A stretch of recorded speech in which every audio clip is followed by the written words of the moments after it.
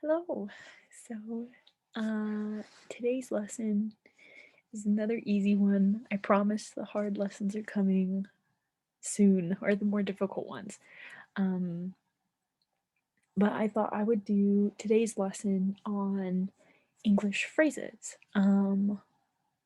like the idioms that we talked about last week in the lessons. So,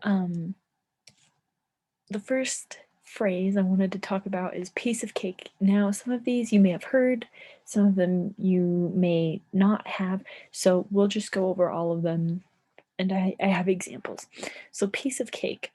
So, you could say, this English class is a piece of cake. And what that means is that the class is very simple, it's very easy, and that's what we mean when we say piece of cake. You could say fed up with. I am fed up with the new manager. So this is kind of confusing because what does fed is the past of feed, up, with, what does that mean? So when you say I am fed up, or that you could say she is fed up, he is fed up, it just means angry or upset with someone. So a lot of these phrases you can change um depending on like the verb tense, or sometimes you can change it because you're using a singular third person, so someone that's not you but there's only one of them, and so we add an s at the end of things, remember? So sometimes we can do that. This is one, but it's okay, you don't need to worry about that. All right, so beat around the bush. So when asking for help, don't beat around the bush. Now, beat around the bush means to talk in a way that is misleading or non-specific or not specific. So, for example, beating around the bush would be, say I was talking to my friend, right? And we're both at school, and I take the bus and she drives her car. And I find out that she lives by me. So I would be like, "Oh, I don't really want to wait for the bus today. The bus takes so long. Oh, I'm so tired. Man, I wish I could drive home, or I wish I could get a ride home." That's beating around the bush, right? Because instead of just asking your friend, "Hey, can I get a ride home with you?" Beating around the bush would be talking about it in a way that's misleading or it's not specific. Um, or another example, I don't know. There's lots of, I'm sure you can think of these, but it's when somebody's talking about something and they don't want you to they don't want to let you know what they want, or they don't want to say exactly what it is that they're talking about. Um for example, or I thought of another example, like at work, when your manager calls you guys into a meeting and it's like, we got a complaint because um somebody didn't do this or somebody didn't do that. And that's beating around the bush instead of being like somebody messed up, you know, we need to fix it. Beating around the bush would be talking about it in a way that isn't specific about what you're talking about, or you're talking about it in a misleading way to make people think that you're not asking for something, right? Okay, so crying wolf. Rich people asking for money is crying wolf. So that just means, crying wolf means to ask for help when you don't need it. And that's all that crying wolf means. And I'm sure, you know, this is a pretty easy one to know, but just because it's pretty common in a lot of languages. But so that's what crying wolf is. The next one is bent out of shape. He is bent out of shape because I said I can't come in tomorrow. And bent out of shape means to be angry or to be upset. Down in the dumps. I've been feeling down in the dumps. And that means to feel sad or to feel depressed. To be down in the dumps is to have that feeling of just like sadness, or just like, that's kind of what it is. get on my nerves. People chewing with their mouth open gets on my nerves. My siblings get on my nerves when we hang out. And to get on my nerves or to get on her nerves, their nerves, it means to be irritated and annoyed. So this one is interesting because you see that it uses the word my. You can use any other kind of, so my is talking about me, right? I, but you could say gets on his nerves, gets on her nerves, gets on their nerves, uh, gets on our nerves. So there's lots of ways to say this because of, verb tenses and like remember the to be form that we talked about a long, long time ago. So this one says people chewing with their mouth open gets on my nerves. You see how this one says gets, but this one over here says get? Because people chewing with their mouth open gets on my nerves.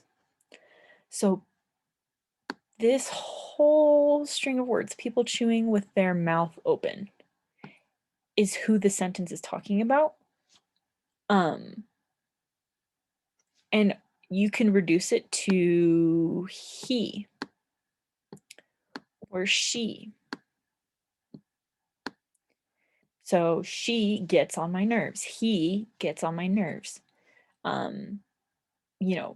Brad, who chews with his mouth open, gets on my nerves. That's why you would add the S. But this one, my siblings, is they, right? My siblings is they. Because it's multiple people, right? That are not, you're not in the group. So my siblings get on my nerves when we hang out.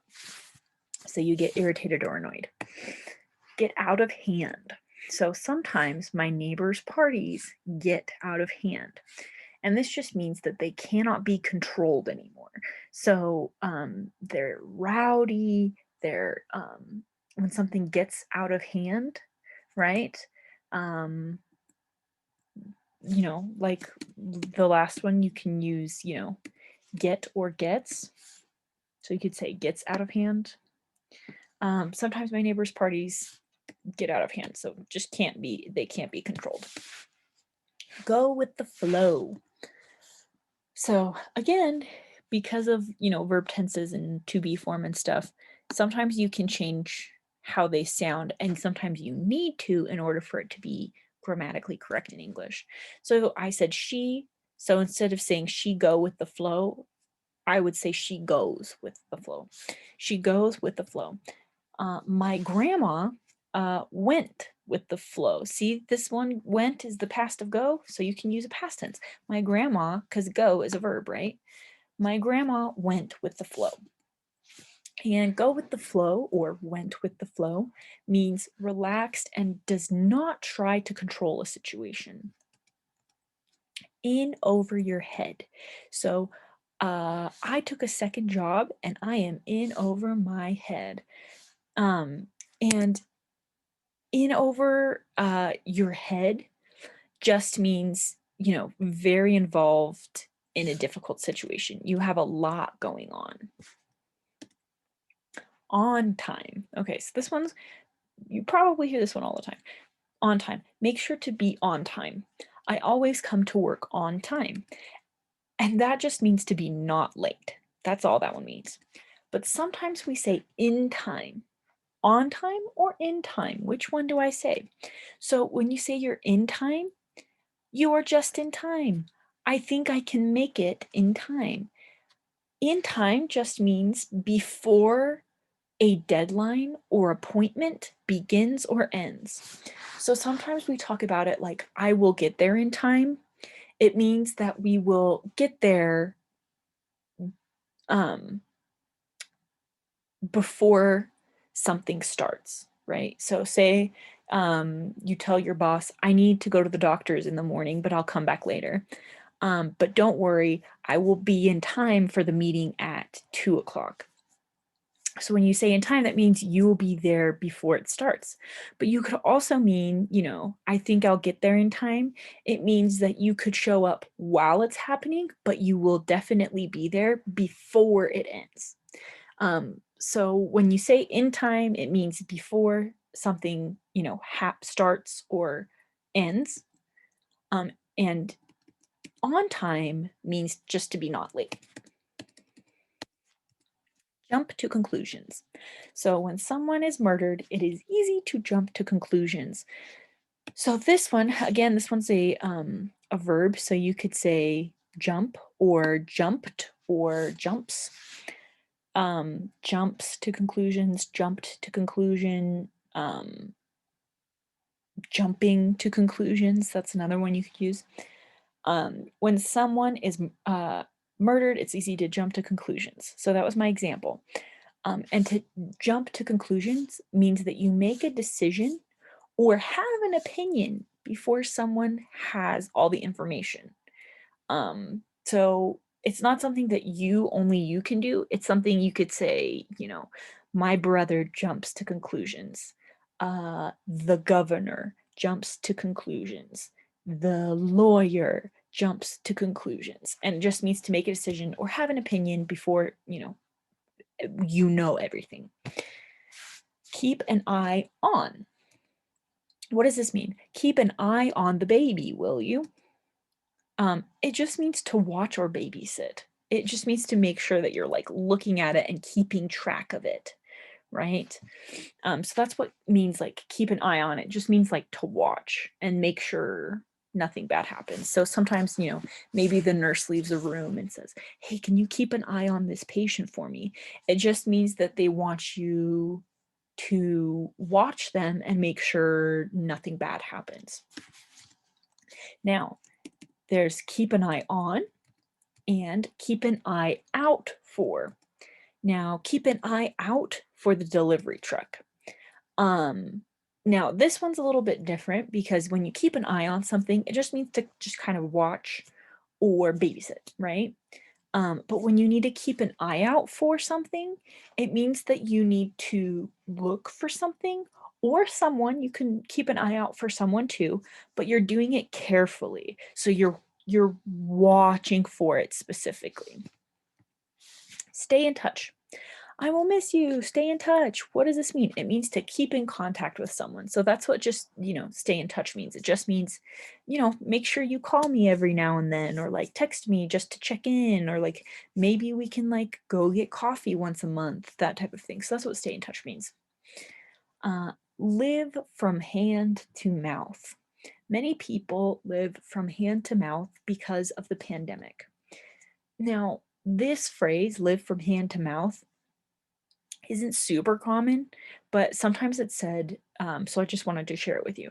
And it just means to struggle to afford things needed. So if someone's living from hand to mouth, they have trouble paying their bills, buying just like regular groceries, sanitary things, things that you need if you live in society. So live from hand to mouth is just it's hard for you to pay for things. Like you usually like live paycheck to paycheck, that kind of thing. All right, so lose track of. I lost track of my keys. So you'll see lose is a verb, so I used the past tense because you can. But you could say, I lost track of my keys. Don't lose track of your ID badge. Just remember that lost is past tense. So if you lost something, if you're telling somebody you lost track of something, it means that it's happened in the past. If you're using lose track, it means you're telling somebody to like, don't lose track of your ID badge. It means always, don't forget it. I hope I don't lose track of my kid at the playground again. Whoa. So it just means unable to find or see. So that's all it means. Not on your life. Would you like to hold my pet snake? Not on your life. That not on your life just means definitely not or just never, ever, ever. On the cutting edge. So the Huntsman Institute is on the cutting edge of cancer medicine. On the cutting edge means very advanced or most recent development. On the dot. Be here at 4 o'clock on the dot. That just means to be exactly on time. It means they don't want you to show up at 3:59. They don't want you to show up at 4:05. They want you to be exactly on time. Sleep on it. I was offered the manager's position, but I will need to sleep on it. Now, this just means to think overnight about something. State of the art. We have state of the art facilities. So, state of the art is kind of like on the cutting edge. It's very modern or new. It's something that is like very advanced for and other places don't have it. Under the weather. This one we say all the time. I'm sure you know this one. I need to go home early. I'm feeling under the weather. It just means feeling sick or not well. Go the extra mile. Gina works very hard. She always goes the extra mile. Again, you'll see I used goes instead of go because I said she. But go the extra mile means doing more than what is required. And a lot of people do this, they use it to talk about somebody at their job because it's a place where you're required to do something, but sometimes people do more than that, right? And that's it for the phrases today. So